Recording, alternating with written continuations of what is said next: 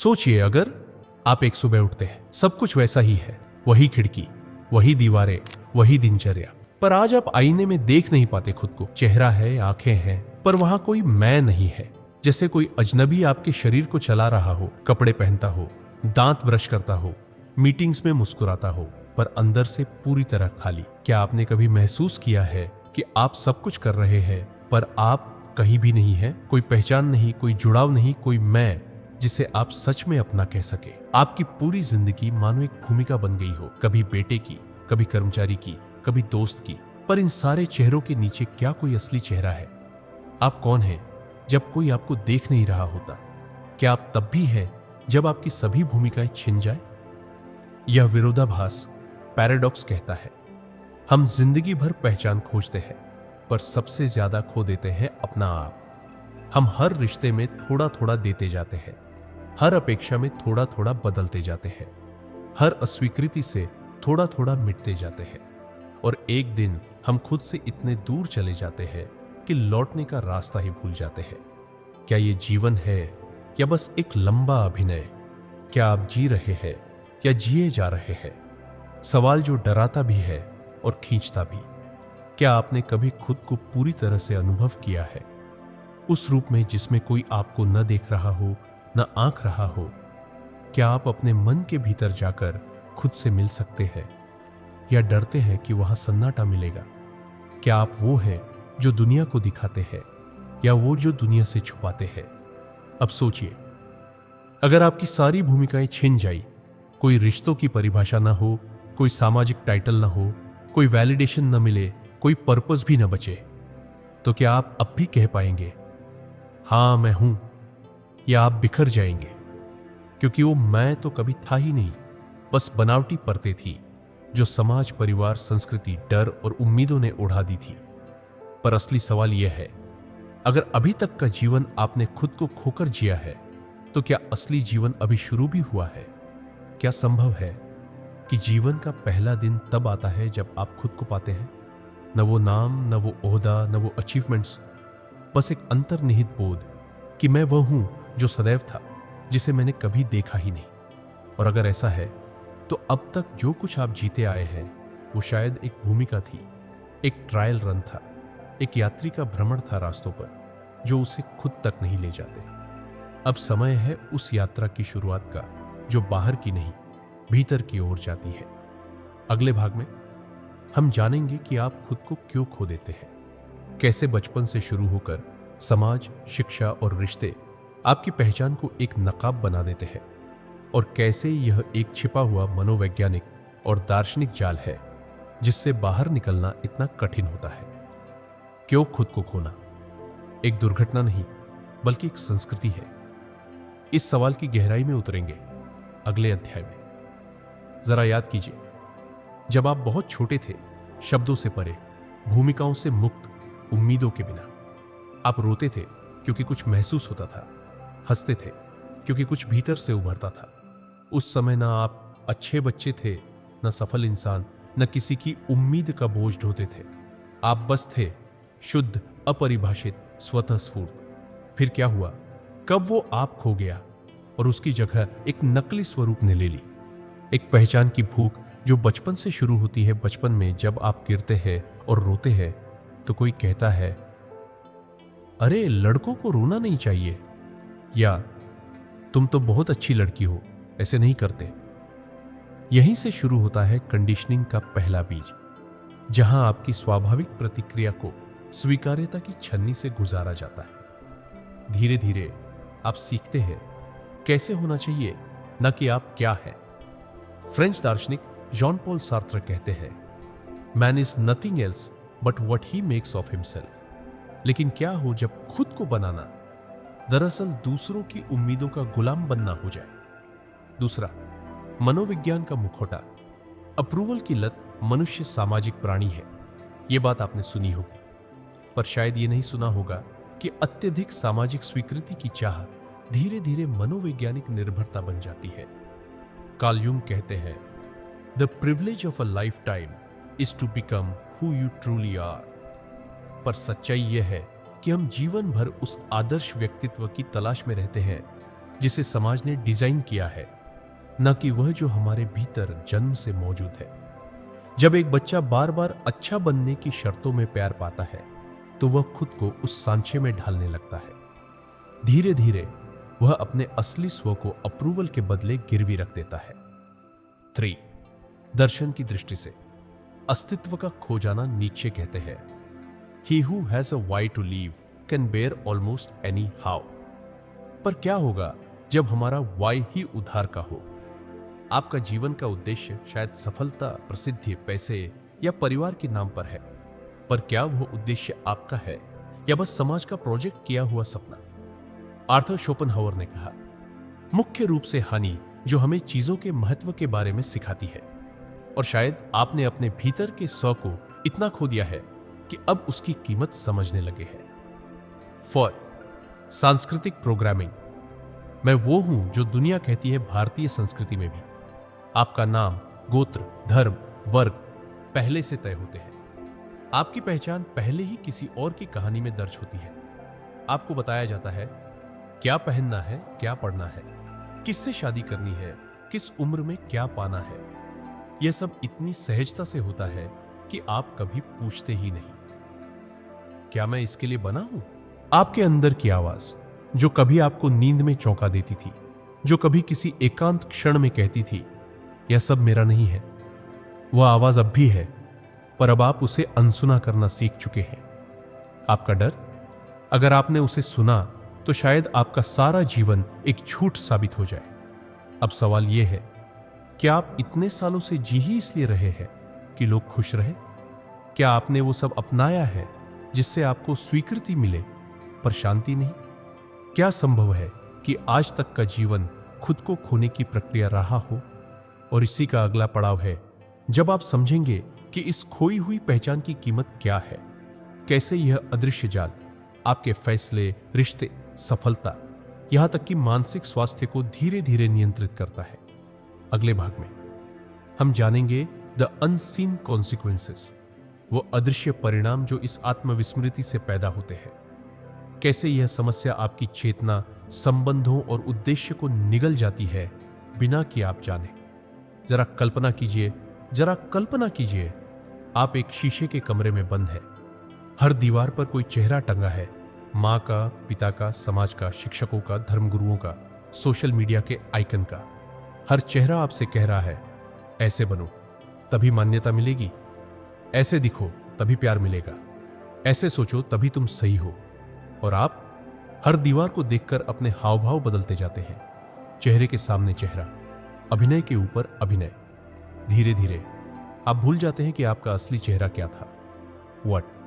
निर्णयों की जड़ में छिपा हुआ भ्रम। आप सोचते हैं कि आपने करियर चुना, रिश्ते बनाए, सपने दिखे, पर कभी रुककर पूछा है, क्या ये मेरी पसंद थी या बस वो निर्णय थे जो इस उम्मीद में लिए गए कि लोग क्या कहेंगे से बच सके। जब मैं खो जाता है तो हर निर्णय किसी नकली आवश्यकता का उत्तर बन जाता है। न नौकरी में आनंद होता है, न रिश्तों में गहराई। आप सिर्फ एक स्क्रिप्ट निभा रहे होते हैं जिसे आपने लिखा ही नहीं। 2. आत्मसंदेह का जहर। क्या मैं वाकई कुछ हूं? जब आपने अपनी पहचान दूसरों की मान्यता पर टिका दी तो जैसे ही वो मान्यता हिलती है, आपका पूरा अस्तित्व डगमगा जाता है। किसी ने आपको नजरअंदाज किया, आप टूट गए। सोशल मीडिया पर कम लाइक्स मिले, आप बेचैन हो गए। किसी ने आपके चुनाव को प्रश्न चिन्ह से देखा, आप अस्तित्व पर प्रश्न चिन्ह लगा बैठे। यह अनदेखा परिणाम सबसे खतरनाक होता है। आपको खुद पर भरोसा नहीं रहता। क्यों? क्योंकि खुद की परिभाषा ही कभी आपने तय नहीं की थी। 3. रिश्तों में खोखलापन। गहराई के बिना समीपता। जब आप स्वयं से कटे होते हैं तो कोई रिश्ता गहरा नहीं हो सकता। आप प्यार करते हैं पर उसमें स्वार्थ छिपा होता है कि मुझे स्वीकार किया जाए, मुझे कोई पूरा करे। आप दोस्त बनाते हैं पर वो दोस्ती उस मुखौटे के लिए होती है जो आपने पहन रखा है, न कि उस आत्मा के लिए जो अंदर तड़प रही है। कितनी बार आपने महसूस किया कि भीड़ में भी अकेले हैं? वह अकेलापन दरअसल आपका अपने आप से बिछड़ना है। 4. मानसिक स्वास्थ्य पर अदृश्य प्रहार। तनाव, चिंता, आत्मग्लानि ये सिर्फ परिस्थितियां नहीं है, कई बार ये उस सतत संघर्ष का परिणाम होती है जिसमें इंसान हर दिन खुद को साबित करने की दौड़ में होता है। अमेरिकन साइकोलॉजिकल एसोसिएशन की रिसर्च में पाया गया है, एक असली आत्म व्यक्ति की कमी को चिंता और अवसादी विकारों से सीधे जोड़ा गया है। जब आप हर दिन कोई और बनने की कोशिश करते हैं तो आपकी मनोचेतना थक जाती है, और यह थकान कभी इंसोम्निया बन जाती है, कभी एंगर इश्यूज, कभी एक्सिस्टेंशियल क्राइसिस। 5. समाज का दुष्चक्र, नकली पहचान, एक्स नकली दुनिया। अब सोचिए, अगर हर इंसान उसी नकली मान्यता के पीछे दौड़ रहा है तो हम सब मिलकर एक ऐसी दुनिया बना देते हैं जहां कोई भी सचमुच का नहीं होता। एक पिता जो बेटे को डॉक्टर बनाना चाहता है क्योंकि उसकी अपनी असफलता की भरपाई करनी है। एक महिला जो हर दिन खुद को सजाती है क्योंकि उसे लगता है सुंदरता ही प्रेम की गारंटी है। एक किशोर जो इंस्टाग्राम पर झूठे जीवन का प्रदर्शन करता है क्योंकि वास्तविकता उसे अपर्याप्त लगती है। यह कलेक्टिव डिल्यूजन एक सामूहिक मानसिक रोग बन जाता है जिसमें हर कोई नकली है और फिर भी असली को तरसता है। अब सवाल यह है, क्या आप वास्तव में जी रहे हैं या सिर्फ एक socially acceptable version of you बन गए हैं? क्या आपको पता भी है कि आप क्या महसूस करते हैं, या आप वही महसूस करते हैं जो महसूस करना चाहिए? अगर कल सब लोग आपको न देखें, न सराहे, न पहचाने, तो क्या फिर भी आप रह पाएंगे? अब वक्त है उस क्षण का जब आप यह स्वीकार करें कि स्व से दूरी हो जीवन की खोखली यात्रा। पर रास्ता यही खत्म नहीं होता। हर नकाब उतारा जा सकता है, हर भ्रम तोड़ा जा सकता है, हर खोया हुआ ईश्वर फिर से पाया जा सकता है। अगला भाग, द रिबेलियन। कैसे आप इस नकली पहचान से आजाद हो सकते हैं? कैसे हर भूमिका को देखें पर उसमें खोए नहीं? कैसे हर सामाजिक तंत्र को समझें पर गुलाम ना बने? सोचिए, अगर एक दिन आप सुबह उठे और दर्पण में अपने चेहरे की जगह एक सफेद कोरा कागज देखें, ना आंखों में पहचान हो, ना चेहरे पर कोई नाम, ना हंसी अपनी लगे, ना आंसू, क्या करेंगे आप? कभी कभी मिटना जरूरी होता है ताकि हम फिर से खुद को लिख सके। यहीं से शुरू होती है वो क्रांति जिसे स्व की खोज कहते हैं। 1. पहला विद्रोह, मैं कौन हूं जब कोई नहीं देख रहा। इंसान की असली पहचान तब सामने आती है जब उसे कोई भूमिका निभानी नहीं पड़ती। कोई कैमरा नहीं, कोई जज नहीं, कोई तालियां नहीं। अब जरा खुद से पूछिए, जब कोई आपको देखकर तारीफ नहीं करता तो क्या आप फिर भी वो काम करना चाहेंगे? जब किसी चुनाव पर दुनिया खामोश रहे तो क्या आप फिर भी वही चुनेंगे? यदि उत्तर हां है तो आप अपने श्वास के करीब है, यदि नहीं तो शायद आपने अभी तक खुद को ढूंढा नहीं है। क्रांति की शुरुआत होती है जब आप दिखावे को पहचानना शुरू करते हैं। दूसरे चरण में प्रवेश, चुपचाप देखने की कला, रेडिकल ऑब्जर्वेशन। जिदु कृष्णमूर्ति ने कहा था, observation without evaluation is the highest form of intelligence. अब से आप हर विचार, हर भावना, हर प्रतिक्रिया को बस देखिए, बिना सही गलत का ठप्पा लगाए। जब आप किसी को पसंद नहीं करते तो पूछिए क्यों? क्या वो आपकी ईगो को ठेस पहुंचाता है? जब कोई तारीफ करे तो देखिए आप भीतर कितना तृप्त होते हैं। क्यों? हर बार जब आप खुद को देखना शुरू करते हैं एक परत हटती है। हर बार जब आप जजमेंट छोड़ते हैं आपके भीतर की आवाज थोड़ी तेज सुनाई देती है। 3. आदतों का पुनर्निर्माण, बाहर नहीं, भीतर से। अब बदलाव सिर्फ सोच में नहीं, आचरण में होना चाहिए। खुद से कुछ प्रयोग कीजिए। एक दिन ऐसा जिए जैसे कोई आपको देख नहीं रहा। एक निर्णय ऐसा लें जो पूरी तरह आपकी आत्मा से निकला हो, चाहे वो कितना भी अस्वीकार्य लगे। हर दिन 10 मिनट बिना फोन, बिना शोर, बिना डिस्ट्रैक्शन के खुद से संवाद करें। बिना जवाब पाए बस खुद को सुने। शुरुआत में यह डरावना लगेगा। अंधेरे में उतरना हमेशा डराता है, लेकिन वही अंधेरा असली प्रकाश की ओर ले जाता है। 4. सामाजिक ढांचों से मुक्ति, स्वीकार करना कि सब कुछ झूठा हो सकता है। यह सबसे कठिन चरण है। यह वह जगह है जहां आपको अपने पूरे जीवन की पटकथा पर सवाल उठाना होता है। क्या मेरा धर्म मेरी आत्मा से उपजा है या विरासत में मिला भ्रम है? क्या मेरे आदर्श सच में मेरे हैं या सिर्फ डर का परिणाम?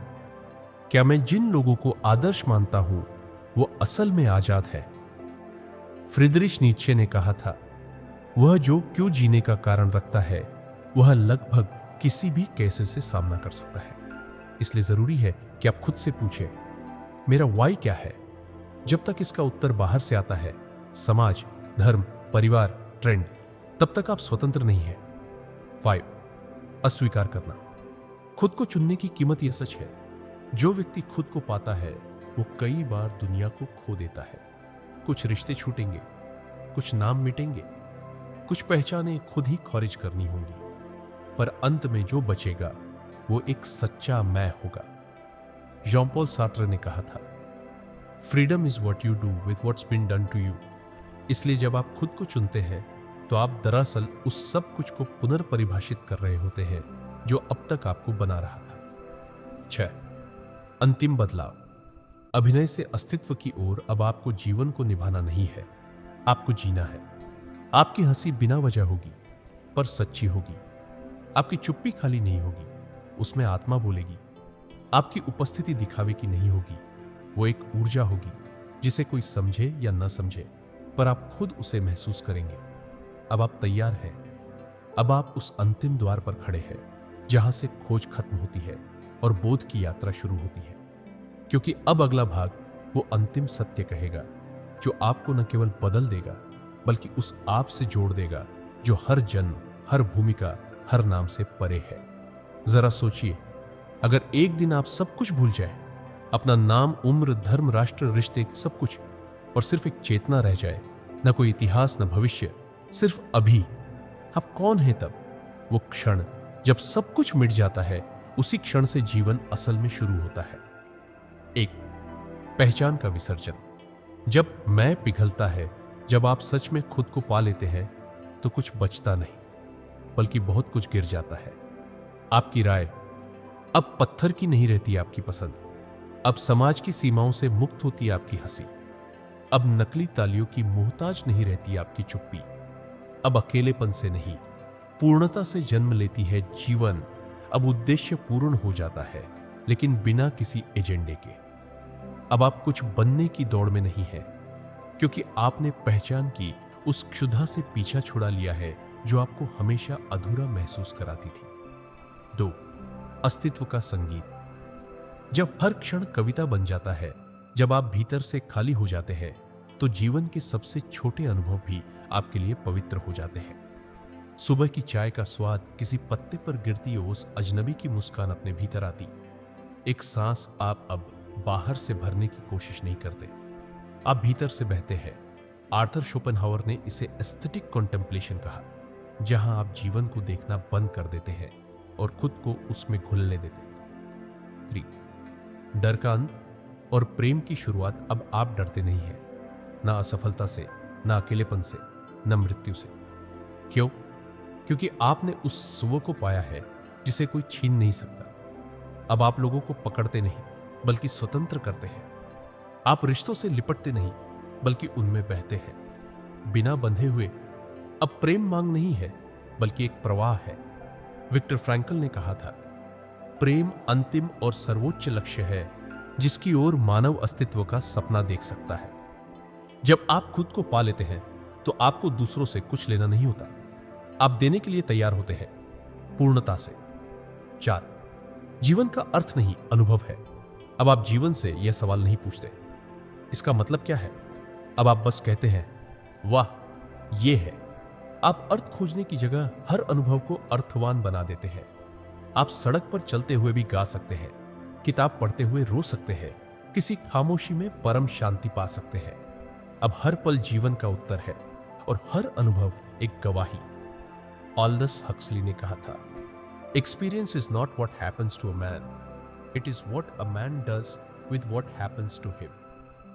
अब आप वही करते हैं, हर अनुभव को चेतना में बदलते हैं। 5वीं मृत्यु की आंखों में आंखें डालना। अब आप मृत्यु को शत्रु नहीं समझते, क्योंकि जो व्यक्ति सच में जीता है उसे मरने से डर नहीं लगता। मृत्यु अब एक दी एंड नहीं बल्कि एक पूर्ण विराम बन जाती है, जहां कोई अधूरापन नहीं बचता। अब आप मृत्यु को भी कविता की तरह पढ़ते हैं, उसकी चाल में भी एक संगीत सुनते हैं।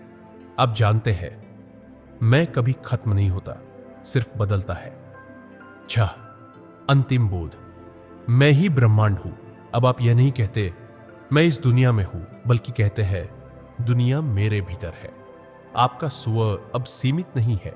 आप एक व्यक्ति नहीं है, बल्कि एक अनुभव है, एक तरंग जो अनंत समुद्र में मिली हुई है। कार्ल युंग ने इसे इंडिविजुएशन कहा था, जहां व्यक्ति अपनी चेतना की पूरी पूर्णता में प्रवेश करता है। अब आप धर्म नहीं खोजते, आप खुद धर्म हो जाते हैं। अब आप मुक्ति नहीं मांगते, आप मुक्ति की उपस्थिति बन जाते हैं। तो अब क्या? अब कोई उत्तर नहीं देना है, कोई उपाय नहीं सुझाना है, कोई लक्ष्य नहीं बनाना है। आप अब केवल होने की स्थिति में आ गए हैं। अंतिम शब्द या शायद एक नई शुरुआत। अगर आपने अब तक यह यात्रा पूरी की है तो अब आप जान चुके होंगे, जीवन तब शुरू होता है जब आप खुद को पाते हैं, और जब आप खुद को पा लेते हैं तो बाहर की दुनिया मायने खो देती है, क्योंकि आप भीतर की दुनिया के राजा बन चुके होते हैं। अब आपको कोई दिशा नहीं चाहिए, आप खुद दिशा बन जाते हैं। कोई मंजिल नहीं चाहिए, क्योंकि हर कदम मंजिल है। और कोई पहचान नहीं चाहिए, क्योंकि आप स्वयं अनुभव है, अनाम, अखंड और अनंत।